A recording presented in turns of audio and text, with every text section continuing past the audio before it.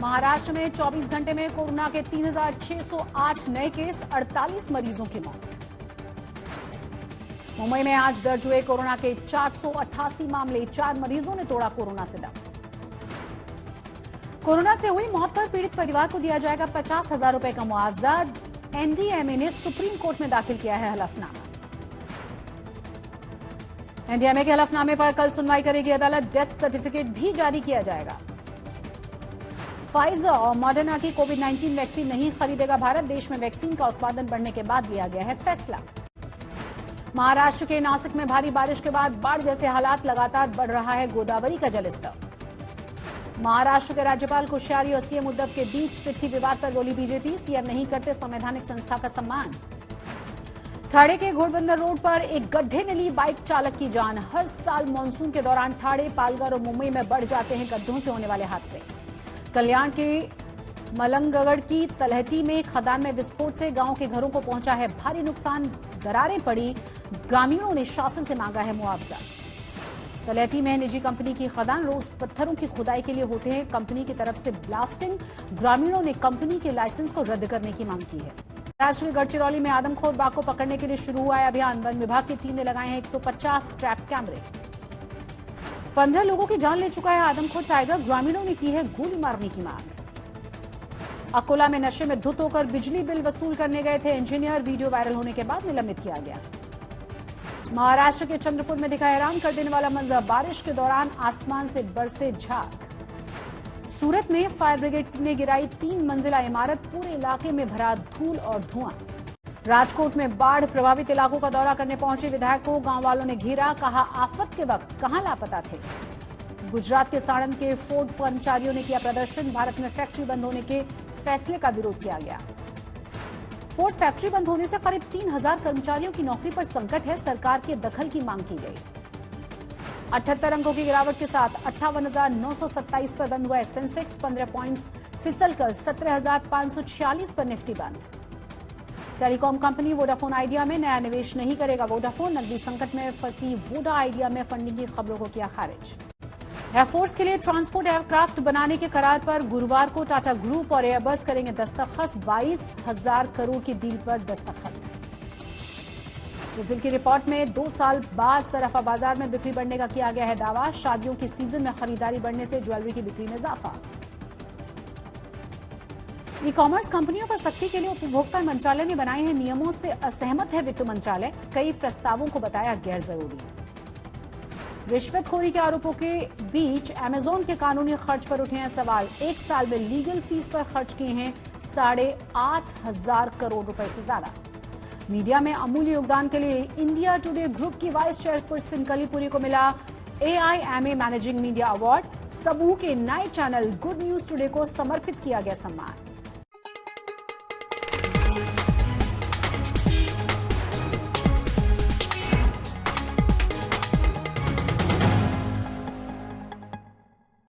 नमस्कार, आप देख रहे हैं आज तक और आपके साथ मैं हूं शशि तुषार शर्मा।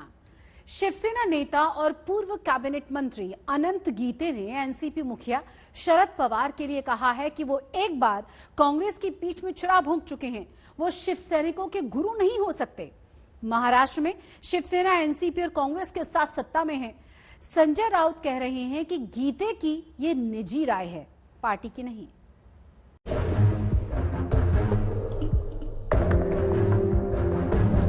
महाविकास आघाड़ी सरकार का सूत्रधार एनसीपी मुखिया शरद पवार को माना जाता है। उन्हीं की बदौलत 2019 में शिवसेना, कांग्रेस और एनसीपी ने साथ मिलकर महाराष्ट्र में सरकार बनाई। उद्धव ठाकरे मुख्यमंत्री बने। बीजेपी आरोप लगाती रही है कि शरद पवार रिमोट कंट्रोल से सरकार चला रहे हैं। बीजेपी के आरोपों का जवाब तो महाविकास आघाड़ी के दल दे देते हैं, लेकिन रायगढ़ में पूर्व केंद्रीय मंत्री शिवसेना नेता अनंत गीते ने शरद पवार पर ही हमला कर दिया। उन्होंने कहा कि कोई कुछ भी कहे, लेकिन शरद पवार हमारे गुरु नहीं हो सकते। हमारे गुरु हमेशा ही बाला साहब ठाकरे रहेंगे। गीते ने आगे कहा कि आने वाले पंचायत चुनावों में शिवसेना अकेले ही चुनाव लड़ेगी।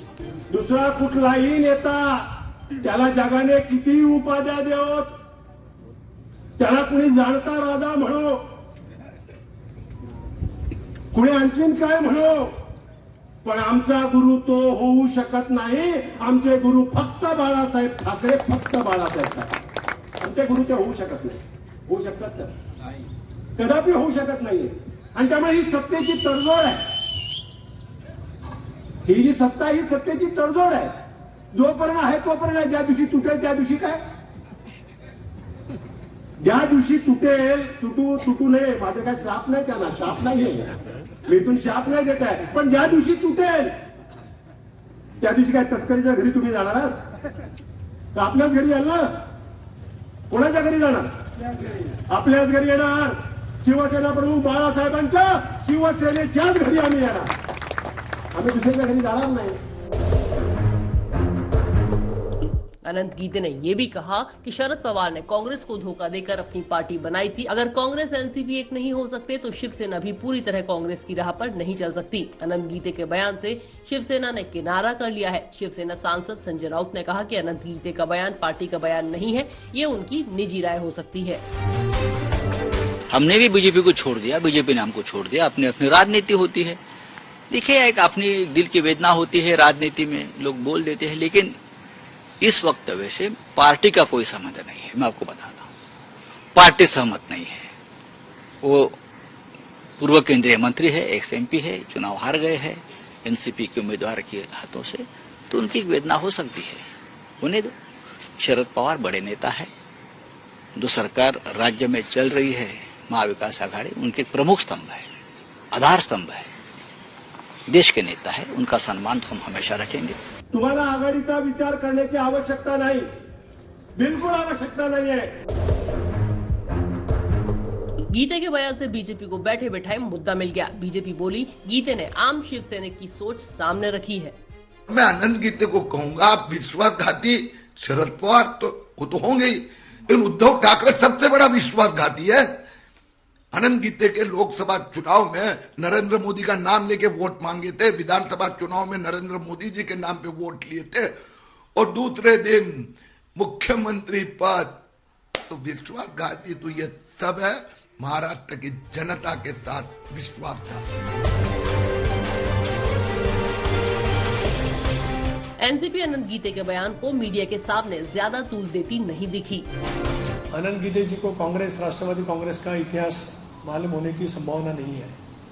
गीते जी 6 बार सांसद रह चुके हैं. 2019 की लोकसभा चुनाव के बाद वो डिफीट होने के बाद शायद 2 साल वो कहाँ थे मुझे मालूम नहीं, और निराश होने के नाते वैफल्य से उनके मुंह से जो कुछ बयान आ गए हैं उसके बारे में मैं निषेध व्यक्त कर रहा हूँ. शरद पवार ने 1999 में पीए संगमा और तारिक अनवर के साथ मिलकर एनसीपी की स्थापना की थी. सोनिया गांधी के विदेशी मूल पर सवाल उठाने को लेकर इन तीनों नेताओं को कांग्रेस से निकाल दिया गया था, पर बाद में एनसीपी केंद्र में यूपीए का हिस्सा बनी और महाराष्ट्र में कांग्रेस के साथ मिलकर सरकार बनाई. मुंबई से कमलेश सुतार के साथ आज तक ब्यूरो. महाराष्ट्र की राजनीति में अब चिट्ठी पर लड़ाई छिड़ चुकी है. राज्यपाल कोश्यारी एक चिट्ठी के जवाब में मुख्यमंत्री उद्धव ठाकरे ने भी एक चिट्ठी लिख डाली, और अब बीजेपी कह रही है कि मुख्यमंत्री को राज्यपाल के पद का सम्मान करना चाहिए. और एमवीए के दलों का कहना यह है कि राज्यपाल केंद्र के इशारों पर काम कर रहे हैं. साकीनाका रेप मर्डर केस के बाद महाराष्ट्र के राज्यपाल भगत सिंह कोश्यारी ने मुख्यमंत्री उद्धव ठाकरे को एक चिट्ठी लिखी थी, जिसमें उन्होंने महिला सुरक्षा को लेकर विधानसभा का स्पेशल सेशन बुलाने की मांग की थी. इसके जवाब में मुख्यमंत्री उद्धव ठाकरे ने राज्यपाल को एक चिट्ठी भेजी और कहा कि वो केंद्र सरकार से अपील करें कि देश में महिलाओं के खिलाफ बढ़ते हुए अपराधों को लेकर संसद का विशेष सत्र बुलाएं. मुख्यमंत्री की इस प्रतिक्रिया पर बीजेपी ने नाराजगी जताई है. राज्यपाल जी ने जो पत्र लिखा ये रूटीन पत्र है. मैं ऐसा मानता हूं कि इसको दिया गया जवाब ये चीफ मिनिस्टर ऑफिस की इमैच्योरिटी दिखाने वाला जवाब है, क्योंकि राज्यपाल जी के यहाँ जब भी कोई निवेदन जाता है तो राज्यपाल जी उसको फॉरवर्ड करते हैं सरकार को, और इसको कंसीडर कीजिए, इस प्रकार से वे एडवाइस करते हैं. उसी प्रकार से ये पत्र उन्होंने भेजा, जिसमें बहुत साफ शब्दों में उन्होंने लिखा है कि 13 एमएलएज ने मिलकर मुझे इस प्रकार का पत्र दिया है. पत्र में उन्होंने ये मांग की है कि जो महिला अत्याचार के खिलाफ सख्त कानून, शक्ति कानून सरकार बनाना चाहती है उसको तुरंत बनाया जाना चाहिए। उसके लिए 2 दिन का विशेष अधिवेशन बुलाया जाना चाहिए। इनका पत्र और इनकी मांग में आपको कंसिडरेशन के लिए फॉरवर्ड कर रहा हूं। ऐसा राज्यपाल जी का पत्र है। मैं पिछले 25 सालों से मैंने कई राज्यपाल जी देखे हैं और कई सरकारें देखी है। हमेशा जब भी इस प्रकार से कोई निवेदन देता है तो राज्यपाल जी इसी प्रकार का पत्र उसके ऊपर लिखकर भेजते हैं। अपने पत्र में सीएम उद्धव ठाकरे ने राज्यपाल कोश्यारी पर हमला बोलते हुए कहा कि महाराष्ट्र में महिलाएं असुरक्षित हैं, ये उनके अकेले की राय है और इस पर उनका गुस्सा एक पॉलिटिकल एक्टिविस्ट जैसा नजर आता है। राज्यपाल को लिखे खत में उद्धव ने बीजेपी शासित राज्यों, जिनमें राज्यपाल का गृह राज्य उत्तराखंड भी शामिल है, उनमें महिलाओं के खिलाफ अपराधों के आंकड़े गिनाए। एमवीए के दल राज्यपाल के इस खत से काफी नाराज दिख रहे हैं। हमने बार बार कहा है कि राज्यपाल महोदय जो है और राजभवन जो है वो बीजेपी का कार्यालय बन चुका है। राज्यपाल की भूमिका ही बीजेपी कार्यकर्ता जैसी है। ये आज नहीं, हमने कई बार बोला, विधानसभा में भी वही बात को हमने दोहराया था। आखिरी एक माननीय राज्यपाल महोदय का एक दायरा होता है, वो दायरे के अंदर में राज्यपाल जी उनको हम सजेशन नहीं दे सकते। वो बड़ा पद है, एक संवैधानिक पद है, उनको हम सजेशन नहीं दे सकते, लेकिन उस पद की गरिमा रखने का काम उन्हें करना चाहिए। राज्य में सत्ता और विपक्ष दोनों पक्ष है। जहां ऐसे मामले आते हैं विपक्ष को ये मामले उठाने का अधिकार है। सरकार ने उसको जो भी ऐसी गलत काम होते हैं उसके ऊपर प्रतिबंध लगाना, कार्रवाई करना, ये सरकार की जवाबदारी है। और राज्यपाल का जो दायरा है वो राज्यपाल अपने दायरे में के इसमें ही उन्हें रहना चाहिए। इतना ही हमारी विनती है, आदेश नहीं।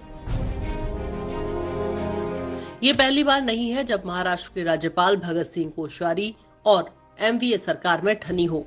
महाराष्ट्र की सरकार और राज्यपाल दोनों के बीच आए दिन किसी न किसी मुद्दे पर तनातनी लगी रहती है। आज तक ब्यूरो।